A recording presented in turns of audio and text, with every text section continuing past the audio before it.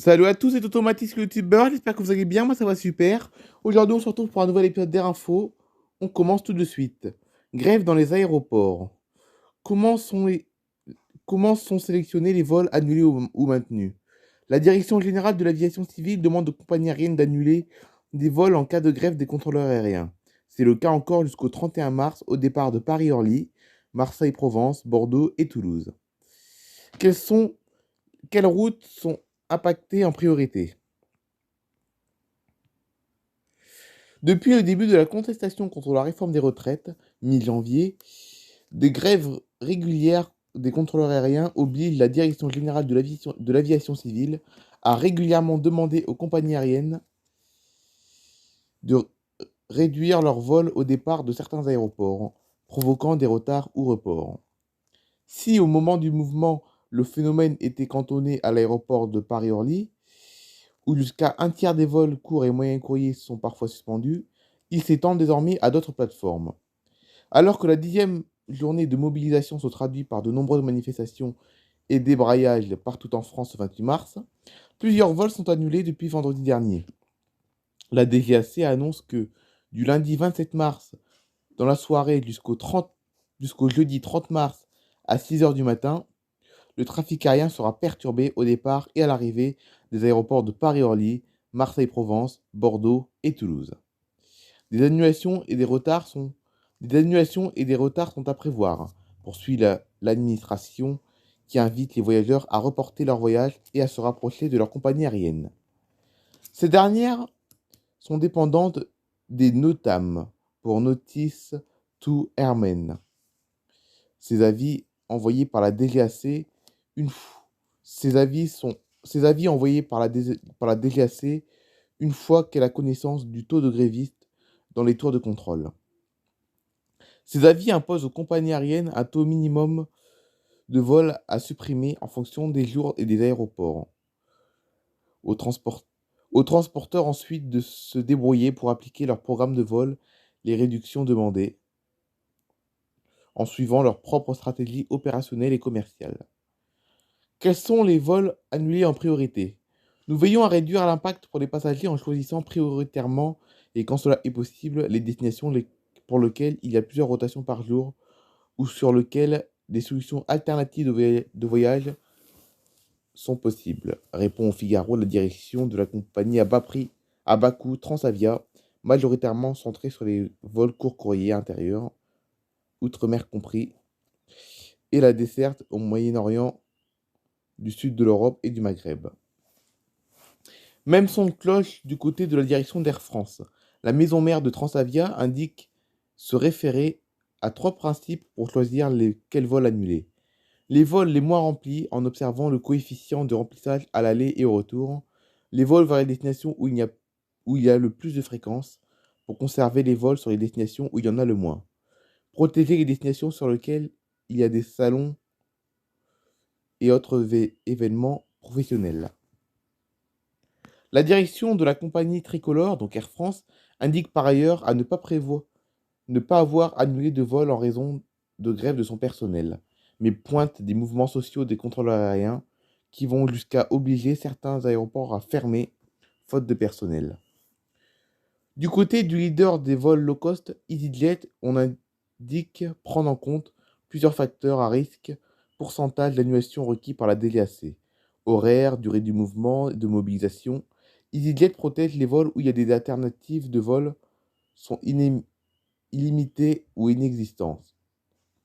Par exemple, les lignes où nous avons peu de fréquences ou sommes seuls.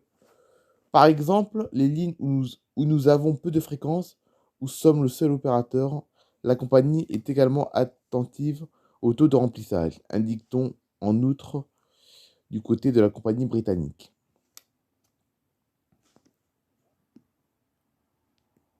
Grève en France, 20% des vols annulés dans les aéroports mardi et mercredi.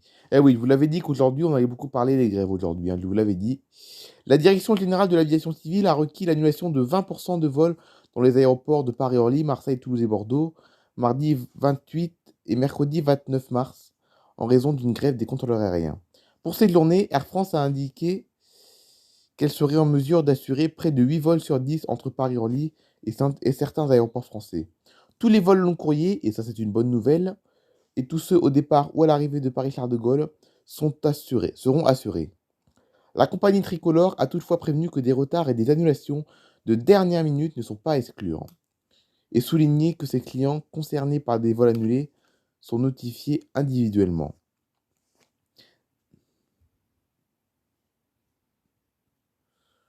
Au-delà des aéroports, les arrêts de travail des contrôleurs aériens touchent aussi les centres en route de la navigation aérienne, la CRNA,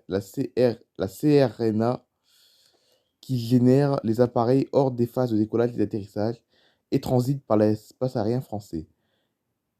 Ils ont donc des répercussions sur l'ensemble du trafic aérien européen. Pour ce lundi 27 mars, la DGAC a demandé l'annulation de 20% des vols à Paris-Orly et de Marseille-Provence.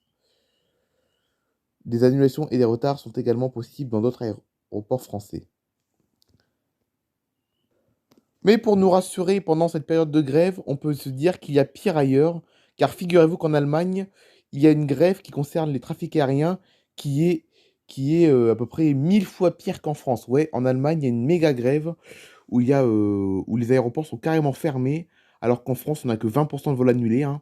En France, nous n'avons que 20% de vols annulés, alors qu'en Allemagne, c'est presque 100% de vols annulés. Vous allez voir, c'est impressionnant.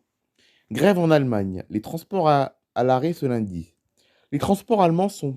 Donc c'était hier en fait, hein. La grève monstre en Allemagne était hier, mais il faut vous dire que c'était 1000 fois pire qu'en France. Donc nous en France on se plaint, mais en Allemagne c'était pire dans le trafic aérien. Les transports allemands sont paralysés aujourd'hui, donc hier, par une grève nationale de 24 heures, hein. Des salariés des aéroports, du rail et du fret maritime, des sociétés d'autoroutes et des transports locaux. Depuis, alors ce matin, je crois que c'était hier, je pense. Depuis hier, les deux grands aéroports allemands de Francfort et de Munich, opérés principalement par Lufthansa, sont totalement à l'arrêt. Tous les vols commerciaux sont annulés. À Francfort, environ 1170 décollages et atterrissages étaient initialement prévus ce lundi, pour un total d'environ 160 000 passagers. Son gestionnaire, Fraport, a demandé à tous les passagers de s'abstenir de se rendre à l'aéroport. Les vols de correspondance à Francfort seraient également impactés. Les aéroports de Cologne, Düsseldorf, Brême, Hanovre et Hambourg connaissent également de nombreuses annulations et retards. La situation n'est pas mieux dans les gares allemandes. Plus de 30 000 salariés du secteur ferroviaire ont déjà cessé le travail pour ce matin, selon EVG. Dans tout le pays, le trafic grande ligne a été suspendu, tout comme les lignes régionales, selon Deutsche Bahn, les chemins de fer allemands. Cette méga grève, comme l'ont déjà baptisé les médias allemands, fait suite aux nombreuses grèves d'avertissement depuis le début de l'année et s'inscrit dans un contexte de tensions sociales croissantes en Allemagne, où des grèves pour les salariés se multiplient depuis le début de l'année. Des écoles aux hôpitaux en passant par la poste, en Allemagne, les prix se sont envolés depuis plus d'un an. Avec une inflation qui atteint 8,7% en février. Les syndicats EVG et Verdi demandent plus de 10% de revalorisation salariale. Les employeurs, État, communes, entreprises publiques, proposent une augmentation de 5% avec deux versements uniques de 1000 et 1500 euros. Eh bien, donc, vous avez vu, en Allemagne, c'est pire qu'en France, hein. Donc là, aujourd'hui, on va faire un petit point sur Flight Radar. Donc aujourd'hui, on parle que de ça, hein. Je suis désolé, mais aujourd'hui, on ne parle que des grèves, car aujourd'hui, c'est vraiment l'actualité du jour sur le trafic aérien.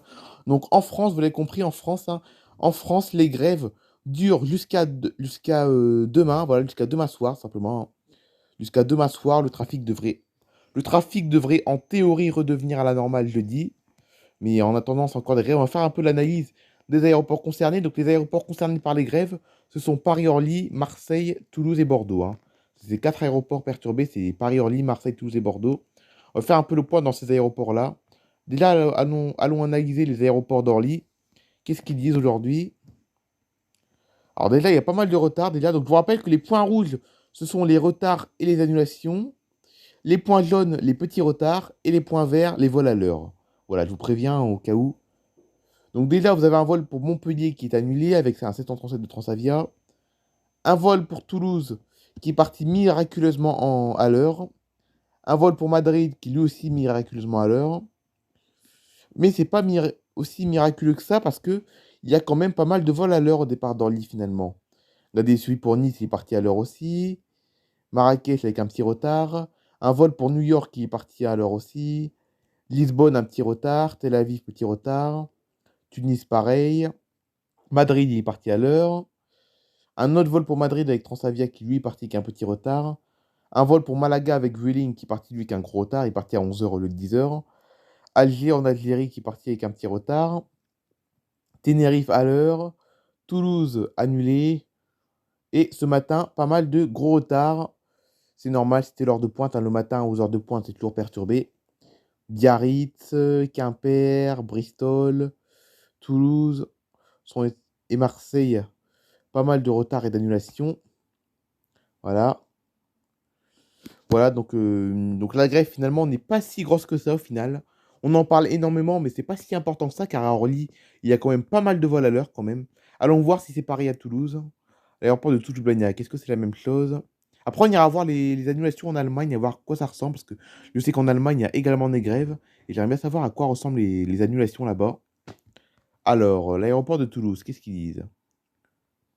Ah bah pareil, à Toulouse, c'est... Oula, si, à Toulouse, c'est pire, par contre. À Toulouse, pour une fois, c'est pire qu'à Orly.